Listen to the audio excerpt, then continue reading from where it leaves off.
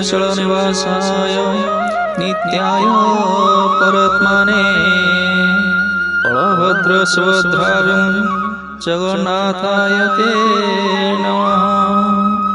ॐ अचिन्त्य व्यक्तिरूपाय निर्गुणाय गुणात्मने जगन्नाथ बलभद्र सुभद्राय नमो नमः।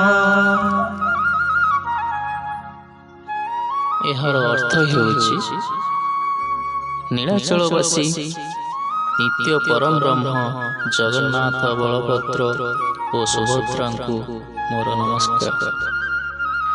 ଯାହାଙ୍କୁ ଚିନ୍ତା କରି ହୁଏନି ଇହ ଜଗତରେ ରୂପ ଧାରଣ କରିଛନ୍ତି ନିର୍ଗୁଣ ଓ ଗୁଣ ଆତ୍ମା ଜଗନ୍ନାଥ ବଳଭଦ୍ର ଓ ସୁଭଦ୍ରାଙ୍କୁ ନମସ୍କାର।